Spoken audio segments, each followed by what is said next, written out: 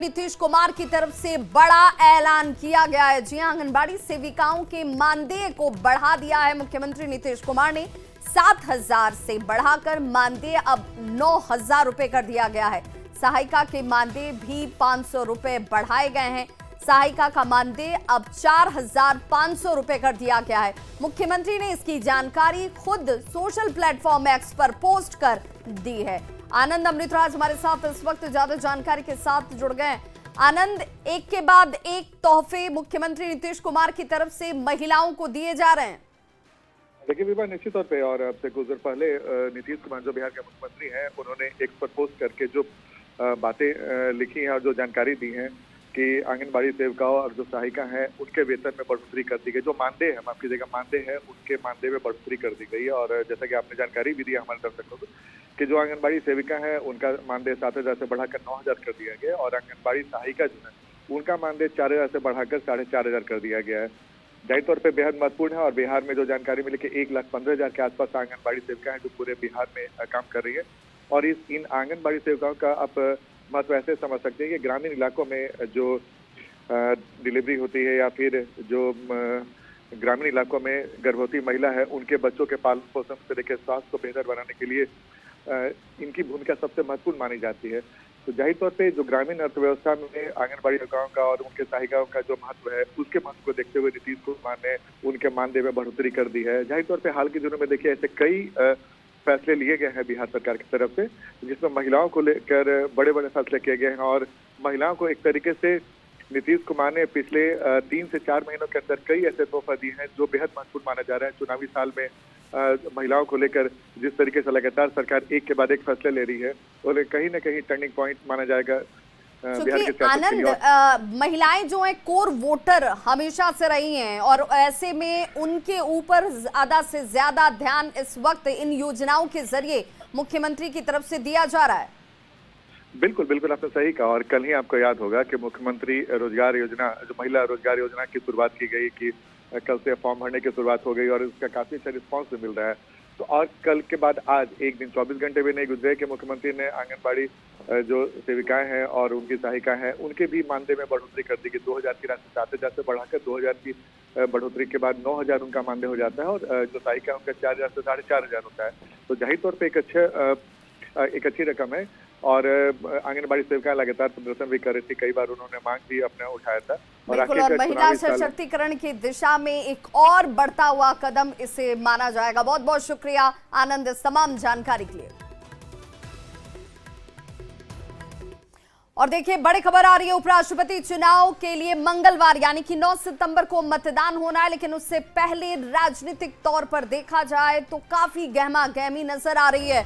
और इस वक्त की बड़ी खबर, बी सुदर्शन की मुलाकात लालू प्रसाद से हुई है। ये बड़ी जानकारी इस वक्त सामने आ रही है। लालू प्रसाद से मुलाकात पर हालांकि अब सवाल भी उठ रहे हैं। सवाल ये कि बी सुदर्शन का पाखंड जो है उजागर हो गया है, बीजेपी ये कह रही है। अब जरा ये वो ट्वीट देख लीजिए जिसमें B Sudarshan Reddy, former Supreme Court जज and India alliance joint candidate, recently met for scam convict Lalu Prasad. और उनके साथ देखिए ये तस्वीरें, मुस्कुराते हुए ये चेहरे। और इसी मुलाकात के बाद सियासी जो गहमा गहमी है वो इस वक्त तेज हो गई है। चुनाव में एनडीए की तरफ से इस बार सीपी राधाकृष्णन है, जबकि इंडी गठबंधन की बात करें तो बी सुदर्शन रेड्डी चुनावी में इस तरीके से इस मैदान में आपको दिखेंगे। इस चुनाव में ठीक पहले इंडिया गठबंधन के उम्मीदवार बी सुदर्शन रेड्डी की ये फोटो अब जमकर वायरल हो रही है। जरा तस्वीरें देख लीजिए। इस तस्वीर में आरजेडी सुप्रीमो लालू प्रसाद के साथ वो खड़े नजर आ रहे हैं, मुस्कुराते नजर आ रहे हैं।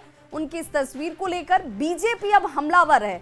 बीजेपी आईटी सेल के प्रमुख हैं अमित मालवीय, उन्होंने इस तस्वीर पर बड़ी टिप्पणी की। अमित मालवीय ने सोशल मीडिया पोस्ट कर कहा कि सुप्रीम कोर्ट के पूर्व न्यायाधीश और इंडी गठबंधन के संयुक्त उम्मीदवार बी सुदर्शन रेड्डी ने हाल ही में चारा घोटाले के दोषी लालू प्रसाद से जाकर मुलाकात की, जो संसद सदस्य भी नहीं है और उपराष्ट्रपति चुनाव में उनका कोई वोट भी नहीं है।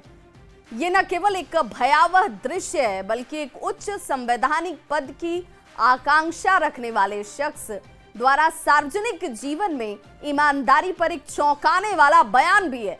इससे भी ज्यादा चौंकाने वाली बात है कि आम संदिग्धों, सेवानिवृत्त न्यायाधीशों और संवैधानिक नैतिकता के स्वयंभू संरक्षकों की चुप्पी, उनका पाखंड उजागर हो गया है। तो अमित मालवीय के पोस्ट पर डिप्टी सीएम सम्राट चौधरी ने भी कहा है कि लालू प्रसाद पंजीकृत अपराधी हैं, उनके यहां उपराष्ट्रपति के उम्मीदवार जाते हैं जो सुप्रीम कोर्ट के जज हैं, यहीं पर लोकतंत्र खत्म हो गया।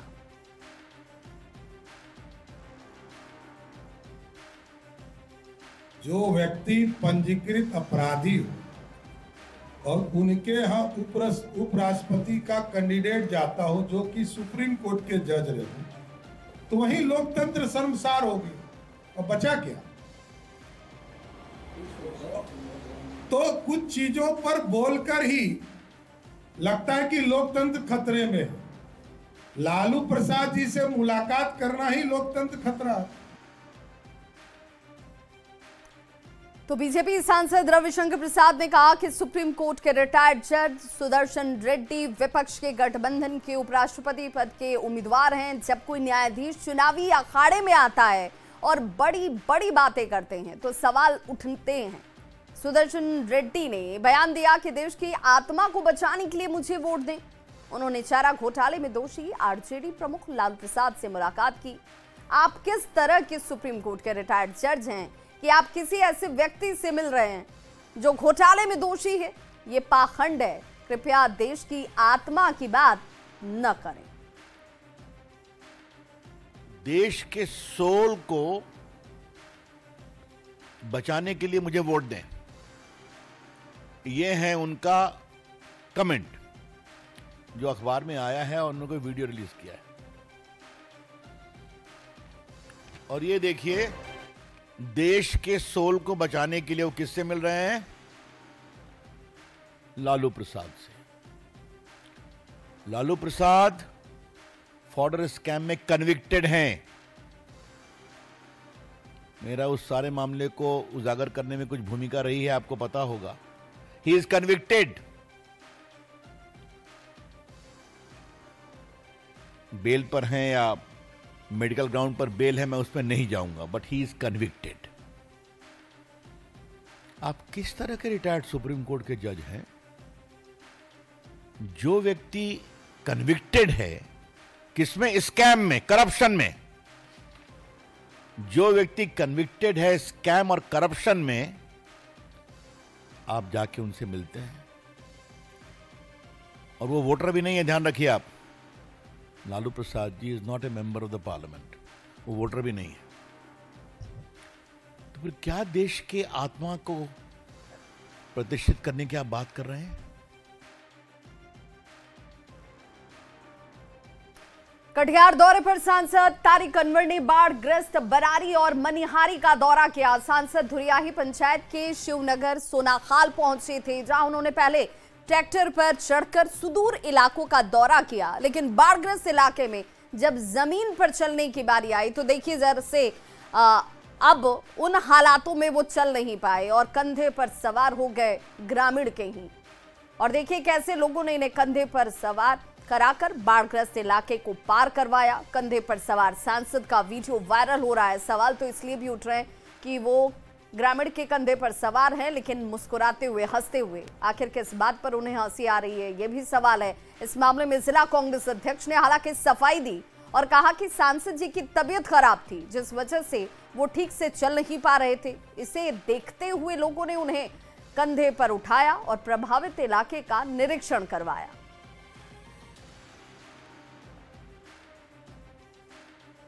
उनका ऐसा लगा कि तेज़ धूप में कुछ माथा में चक्कर जैसा लगा।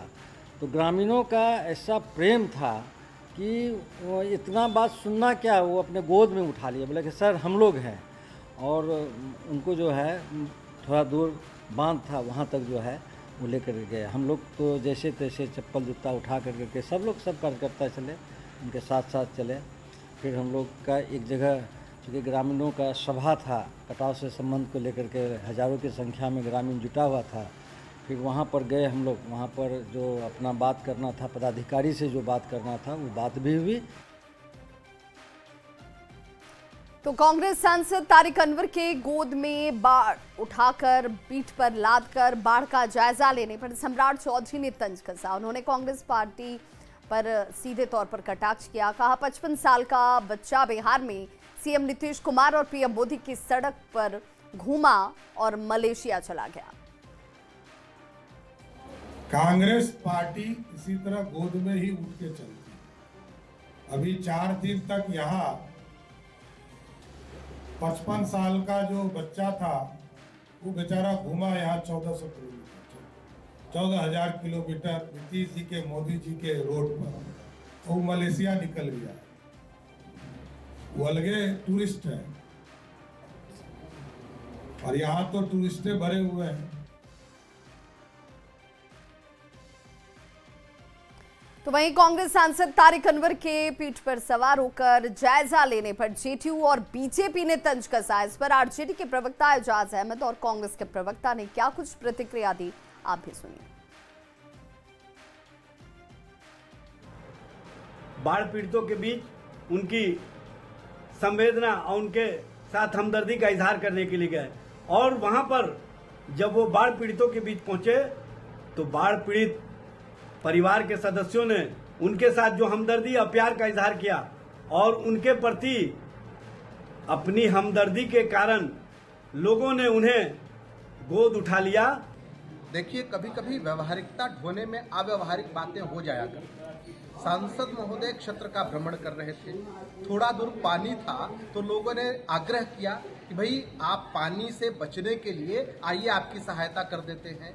और बार बार मना करने के बावजूद भी वहां मौजूद लोगों के दुराग्रह पर उन्हें मानना पड़ा और उसका बात का बतंगड़ बन गया। कटिहार से कांग्रेस सांसद तारिक अनवर जी का वीडियो खूब वायरल हो रहा है। बाढ़ग्रस्त इलाकों का दौरा करने निकले हैं और जनता के ही कंधों पर सवार होना पड़ रहा है। हो सकता है कमीज और जूते गंदे नहीं करना चाहते हो। बड़ा ताज्जुब होता है, महागठबंधन के सांसद तो जनता पर ही बोझ बने हुए हैं। इंडी घटक दल के कोई भी दल हो, कांग्रेस हो, आरजेडी हो, उन्हें बिहार में कोई आपदा है कोई मतलब नहीं, बाढ़ आए कोई मतलब नहीं। ये सिर्फ नौटंकी करना जानते हैं और जन भावनाओं से खिलवाड़ करना जानते हैं। और एक दुखद समाचार आ रही है। देश के वरिष्ठ पत्रकार और द टेलीग्राफ के संपादक संकर्षण ठाकुर ने दुनिया को अलविदा कह दिया। ये कुछ दिनों से बीमार थे और बीमारी से जूझ रहे थे। संकर्षण ठाकुर के निधन से मीडिया क्षेत्र में शोक की लहर है। संकर्षण ठाकुर को बिहार का अद्भुत ज्ञान था। साल 1962 में पटना में जन्मे संकर्षण ठाकुर ने अपनी प्रारंभिक शिक्षा सेंट जेवियर्स पटना और सेंट जेवियर्स दिल्ली से ली थी। इसके बाद उन्होंने सन 1983 में दिल्ली यूनिवर्सिटी के हिंदू कॉलेज से पॉलिटिकल साइंस में ग्रेजुएशन किया। उन्होंने पत्रकारिता की शुरुआत साल 1984 में संडे पत्रिका से की। फिर वे लंबे समय तक द इंडियन एक्सप्रेस और द टेलीग्राफ से जुड़े रहे। वे द टेलीग्राफ के एडिटर थे। संकर्षण ठाकुर को कश्मीर, बिहार और उप महाद्वीप के सामाजिक राजनीतिक संघर्षों पर गहन और विस्तृत रिपोर्टिंग उन्होंने की। पत्रकारिता के साथ साथ संकर्षण ठाकुर ने कई गंभीर विषयों पर मोनोग्राफ पब्लिश किए, जिसमें करगिल युद्ध, पाकिस्तान और उत्तर प्रदेश की जातिगत ऑनर किलिंग्स पर रिसर्च शामिल है। तो द टेलीग्राफ के एडिटर संकर्षण ठाकुर अब हमारे बीच नहीं है। वरिष्ठ पत्रकार जिनकी पकड़ देखिए किन किन क्षेत्रों में, सिर्फ बिहार को लेकर अगर बात करें तो बिहार पर उनकी अच्छी खासी पकड़ थी। उसके ज्ञान के लेकर उनकी सोच, उनका विस्तार बहुत बड़ा था और कई गंभीर विषयों पर उन्होंने मोनोग्राफ पब्लिश किए, जिसमें करगिल युद्ध, पाकिस्तान और उत्तर प्रदेश की जातिगत ऑनर किलिंग्स पर रिसर्च जैसे विषय शामिल हमेशा से रहे। पत्रकारिता के दृष्टिकोण से देखा जाए तो संकर्षण ठाकुर ने कई गंभीर विषयों पर खुलकर बड़ी बेबाकी से अपने विचारों को भी साझा किया। और वरिष्ठ पत्रकार संतोष सिंह हमारे साथ जुड़ गए हैं। संतोष जी, चूंकि संकर्षण ठाकुर को जानने वाले, बहुत करीब से उन्हें देखने वाले, समझने वाले इस बात को बखूबी जानते हैं कि उन्होंने पत्रकारिता से समाज में किस तरीके की सेवा की। उन्हें आप किस तरीके से याद करते हैं? देखिए, वो हम सब के लिए एक तरह से बड़े भाई गुरु की तरह से। बिहार की पॉलिटिक्स की डॉक्यूमेंटेशन की जब भी बातचीत होगी तो अरविंद नारायण दास के बाद अगर किसी ने बिहार की खास करके अंग्रेजी पत्रकारिता में डॉक्यूमेंट किया वो शंकर ठाकुर, चाहे वो उनकी किताब हो, सवर्टन साहिब हो, सिंगल मैन हो, ब्रदर बिहारी हो, तो उनका काम बहुत महत्वपूर्ण है डॉक्यूमेंटेशन में। तो एक शानदार पत्रकार के रूप में, शानदार लेखक के रूप में जिनकी लेखन की शैली कमाल की थी, उनकी अंग्रेजी से लोग क्या करते थे, लोग कहते थे कि एमजे अकबर दिखता है उस हिंदी में। तो कहीं न कहीं ये सच था कि पिताजी भी बहुत लब्ध प्रतिष्ठित पत्रकार और ये लेखक थे जनार्दन ठाकुर, और शंकर ठाकुर ने उस चीज को मेंटेन किया। टेलीग्राफ में भी संपादक थे। तो मैं तो एक बहुत बड़ी क्षति के रूप में देख रहा हूँ कि उनकी उम्र ही क्या थी। मैं तो शॉक्ड हो गया। कुछ मित्रों से पता चला कि उनको लंग कैंसर सेकंड स्टेज में डायग्नोज हुआ और 4 महीने के ही बैटल में गुड़गांव के एक हॉस्पिटल में आज उनका निधन हुआ। कल वेंटिलेटर पर आप में चले गए थे। तो बहुत ही अपूर्णीय क्षति है। ये सिर्फ बस कहने की बात नहीं है, लेकिन बिहार बहुत ही रिच लिगेसी छोड़ के गए हैं। बिहार की पत्रकारिता लेखन के जगत में उनको हमेशा याद किया जाएगा। उनकी किताबें एक छाती की तरह है।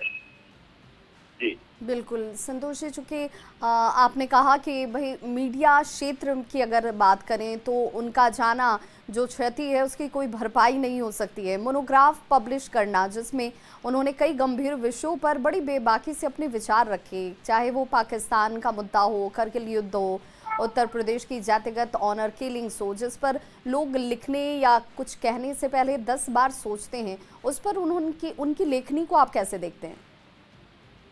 बहुत फियरलेस, कहीं भी जाते थे वो जाने जाते थे। उनकी कश्मीर पर उनकी जो राइटिंग है, कश्मीर पर उनका जो काम है वो बहुत बड़ा है।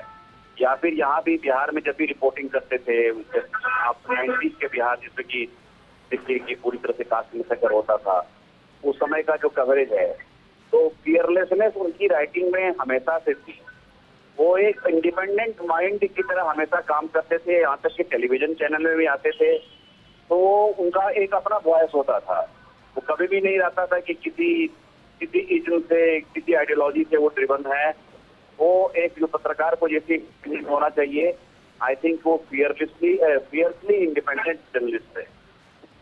जी बहुत बहुत शुक्रिया संतोष जी हमारे साथ जुड़ने के लिए और अपने विचारों को साझा करने के लिए। तो गंभीर विषयों पर अपनी बेबाक राय रखने वाले वरिष्ठ पत्रकार शंकर ठाकुर अब हमारे बीच नहीं है, लेकिन उनकी लेखनी, उनके विचार, उनके कार्य जो हैं वो हमेशा जीवंत हैं।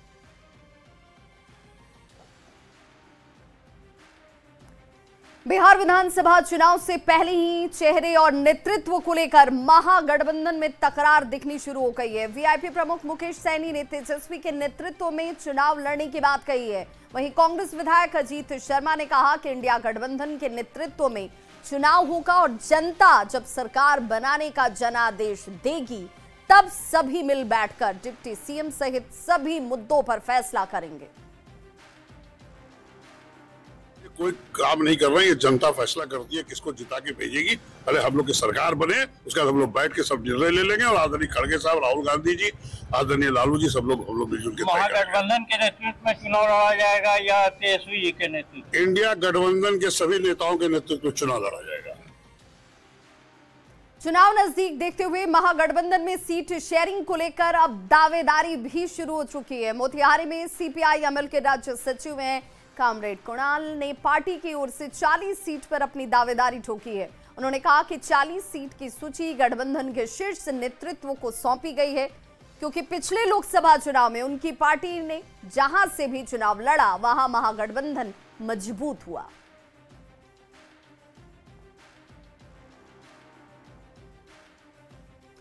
तो गठबंधन के शीर्ष नेतृत्व को लिस्ट सौंप दी गई है और ये कहा जा रहा है कि देखिए 40 सीटों की सूची जो है वो सौंपी गई है सीपीआई एमएल की तरफ से और दावेदारी यानी कि 40 सीटों पर। और सीधे तौर पर ये कहना कि भाई हमने साथ मिलकर पिछले बार जिस तरीके से महागठबंधन को मजबूत किया था उसी लिहाज से सीटों की संख्या की दावेदारी पेश की गई है। हालांकि ये संख्या कितनी होगी इसे लेकर अभी सीटों का संशय जो है वो सभी पार्टियों में बरकरार है और महागठबंधन में भी सीट शेयरिंग पर अब दावेदारी वाले दबाव के साथ सियासत शुरू हो चुकी है। सीएम फेज पर गठबंधन में हालांकि अभी तक कोई साफ कुछ भी कहने को तैयार नहीं है, क्योंकि ये कहा जा रहा है कि महागठबंधन में सभी के नेतृत्व में चुनाव होगा और अगर विजयश्री मिली तब तय होगा कि चेहरे कौन होंगे, कौन डिप्टी सीएम होगा और अन्य मुद्दों पर भी राय रखी जाएगी। तो उसमें 40 सीटों की सूची हम लोगों ने दी है और हमारी उम्मीद है और हमारी इच्छा है कि हम लोगों को ज़्यादा से ज़्यादा सीटें मिलें, क्योंकि विगत जो लोकसभा चुनाव हुआ और या विधानसभा चुनाव हुआ तो जहाँ कहीं हमारी पार्टी को सीटें मिली वहाँ का एक बहुत बेहतर माहौल बना और वो सिर्फ हमारी पार्टी के लिए लाभदायक नहीं हुआ बल्कि पूरे गठबंधन के लिए फायदेमंद साबित हुआ। लेकर महागठबंधन के अंदर सीट शेयरिंग और सीएम फेस के चेहरे पर जो खिचड़ी पक रही है, उस खिचड़ी का पूरी तरीके से पक पाना इतना आसान भी नहीं है। दरअसल अभी जितनी भी पार्टियां हैं वो सीट शेयरिंग के मसले पर लगातार कह रही हैं कि वो सेक्रीफाइस करने के लिए तैयार हैं। यानी 2020 की तर्ज पर जो सीट शेयरिंग का फार्मूला तय हुआ था वो फार्मूला इस बार इतना आसान नहीं दिख रहा है, चूँकि महागठबंधन में कई नई पार्टियाँ भी शामिल हो गई हैं।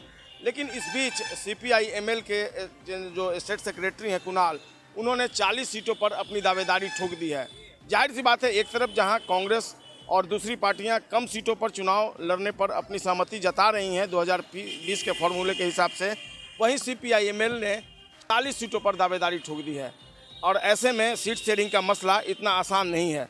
दूसरी तरफ सीएम फेस की अगर बात करें तो सीएम फेस के चेहरे पर भी महागठबंधन की पार्टियों में एक मत नहीं दिख पा रहा है। मुकेश सहनी जो है वो साफ तौर पर ये कहते नजर आ रहे हैं कि तेजस्वी यादव ही महागठबंधन की तरफ से सीएम पद के दावेदार हैं और तेजस्वी ही सीएम फेस होंगे। लेकिन दूसरी तरफ उनकी एलाइज पार्टी कांग्रेस जो है उसके तमाम बड़े नेता ये कहते नजर आ रहे हैं कि सीएम फेस कौन होगा ये बाद में तय होगा। इस बीच कांग्रेस के बड़े नेता अजीत शर्मा ने भी यह बयान दिया है कि महागठबंधन का नेतृत्व होगा, लेकिन सीएम फेस कौन होगा यह अभी तय नहीं है।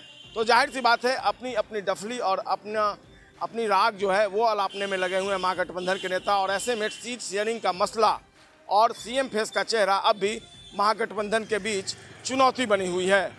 संजय कुमार, न्यूज़ 18 पटना। तो अपना बिहार के इस बुलेटिन में बस